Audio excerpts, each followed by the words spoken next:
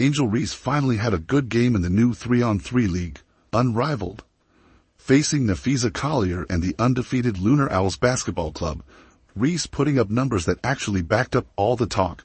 22 points, 21 rebounds, and a win for her Rose basketball club. For once it looked like she was letting her game speak for itself. No unnecessary antics, no extra drama, just pure basketball play. And for a brief moment it seemed like she might actually take the win with a level of grace, but she's had a couple of big back-to-back games. I think this is her best professional game.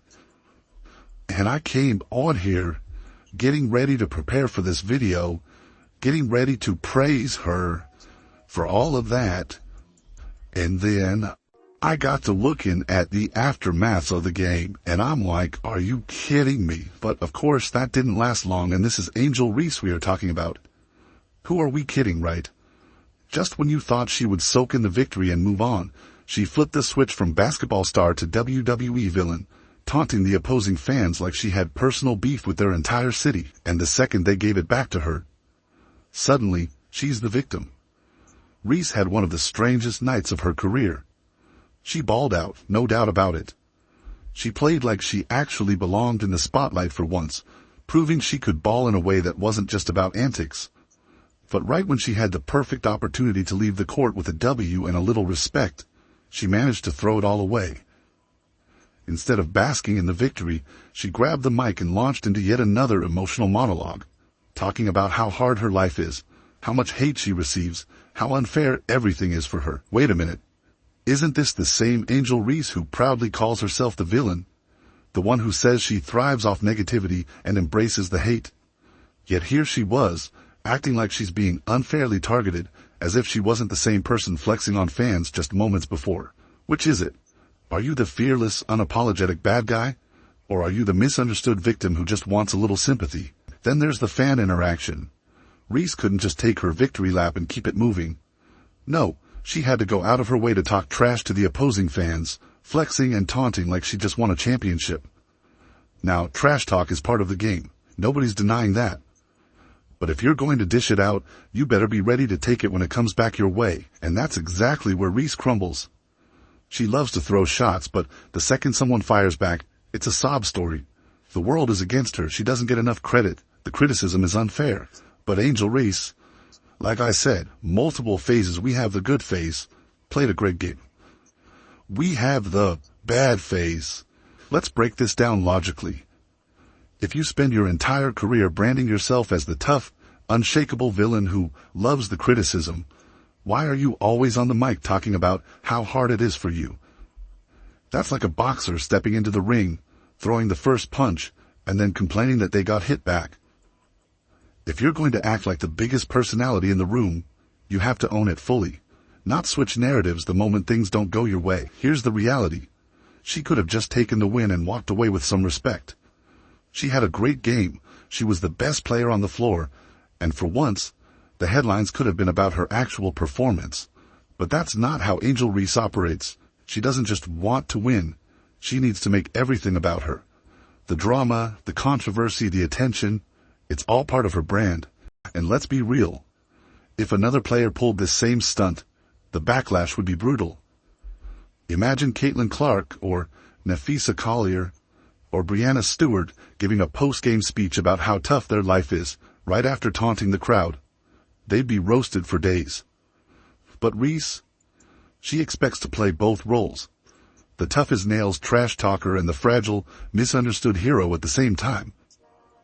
Sorry, but it doesn't work like that. You can't be the one clowning opposing fans in one breath and then asking for sympathy in the next. That's not confidence. That's hypocrisy. At some point, Reese is going to have to decide who she really is. If she wants to be the villain, fine, embrace it. But villains don't beg for sympathy. And if she wants to be a beloved, respected leader, then she needs to stop making everything about controversy and actually let her game do the talking. Because right now, all she's proving is that no matter how well she plays, she's still more invested in being a headline than being a winner. Angel Reese, you turned this into a circus, a clown show. Like, I mean, absolutely no class at all. Zero class. Class right out the window. And then had the nerve to speak about being a role model. Nah, I don't want my daughter acting anything like you. Angel Reese isn't criticized because she's passionate or because she talks trash. Plenty of legends have done that and been celebrated for it. The real issue is that she doesn't keep the same energy when things don't go her way. When she's winning, she's the queen of the court, flexing, taunting, and letting everyone know she's that girl. But when she loses, suddenly she's the victim. The media is out to get her. The world is unfair. The critics are too harsh. You can't play both sides. If she really wanted to shut down the doubters, she'd just let her game speak for itself. She'd put up numbers, win games, and move on. Instead, every game turns into another episode of The Angel Reese Show. Reese has some talent, no question. She can rebound. But she can't seem to just take a win and leave it at that. Every moment has to be bigger than basketball. That's why, no matter how well she plays, there's always something extra. Always another unnecessary spectacle that overshadows her actual performance. It's the reason people don't take her seriously. She thrives on the attention but then complains about it in the same breath. And that's why every time she makes headlines, people are more focused on what she said than how she played. I don't really get to speak out on things just because I just try to ignore and I just try to stand strong like, I've been through so much, I've seen so much. 1 minute, Reese wants to be the villain. She leans into it, embraces the booze, and tells the world she feeds off negativity. But then, the moment she doesn't get the praise she thinks she deserves, she flips the script and starts talking about how she's unappreciated. Just recently, she dropped the "I changed basketball" 2 line. Oh, really? Because last time we checked, she was the same one who said, "Hating pays my bills." So which is it? Do you want to be the bad guy or the beloved icon? Because right now she's looking like a WWE character with an identity crisis. 1 second she's taunting Caitlin Clark and waving her hand in opponents' faces. The next, she's on a sympathy tour acting like she's the most underappreciated star in women's basketball. And let's not forget the latest contradiction, her WNBA paycheck complaint. Angel Reese went on record saying she doesn't get paid enough to afford rent. The same Angel Reese who flaunts designer fits, luxury vacations, and endorsement deals like she's a walking Fortune 500 company now wants us to believe she's struggling financially. The same player who constantly posts about getting to the bag is suddenly broke when it's convenient. It's another classic case of Reese trying to control the narrative. She's either the villain or the struggling underdog, whichever version gets her more sympathy at the time. Look, Angel Reese is good for the game in the sense that she keeps things interesting, she brings drama, she generates discussion. But changing basketball? Please. If anything, she's just changed the way people argue on social media. As for the whole, I can't pay rent storyline, either she's trolling or she seriously needs a financial advisor. One thing's for sure, she's going to keep talking, and the world is going to keep watching. Just make sure to take notes because the version of Angel Reese you see today might not be the same one you get tomorrow. Angel Reese didn't just have a great game, she dominated. She torched the Lunar Owls, dropped a double-double, and made sure everyone in the arena knew it. But of course, in classic Angel Reese fashion, she couldn't just celebrate the win and keep it moving. No, she had to turn the whole thing into a spectacle. Instead of walking off the court with dignity, she went full-on mascot mode, flapping her arms and hooting like she just got drafted into the Owl Kingdom. It wasn't just trash talk, it was a full-on performance, the kind of thing you'd expect from a halftime show, not a professional basketball player. She's out here staring down benches, flexing on defenders, and making sure every camera in the building catches her reactions. But when the energy shifts, she looks blindsided, like she just got hit with a plot twist she didn't see coming.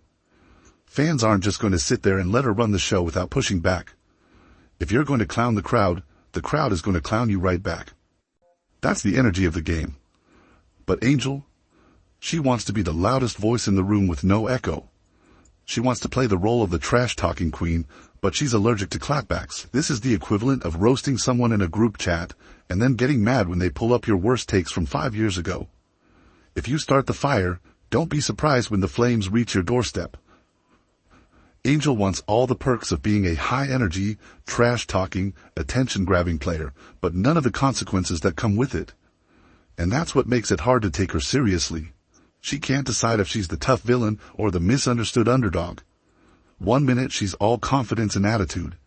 The next, she's on social media talking about how hard it is to be her. But her attention, her notoriety is based off Caitlin Clark. Because she wins the national title, first thing she does, she mocks Caitlin Clark. And then she doesn't even celebrate with her teammates, so she's made it personal with Caitlin Clark. She's played off of that. Angel finally put up a great game, and instead of using that moment to build momentum, she turned it into a sideshow. It's almost like she's juggling 3 careers at once. Basketball player, influencer, and controversy queen. 1 minute she's modeling in Vogue. The next, she's on Twitter firing back at critics who said her footwork could use some improvement. If you want the cameras, the lights, and the headlines, you have to take the heat that comes with them. That's the price of being in the spotlight. Caitlin Clark is in the gym putting up 1,000 shots.